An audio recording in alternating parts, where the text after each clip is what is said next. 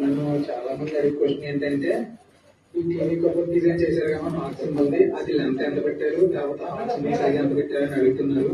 So ఈ వీడియోలో అయితే క్లారిటీగా చెప్పే ప్రయత్నం అయితే చేస్తాను.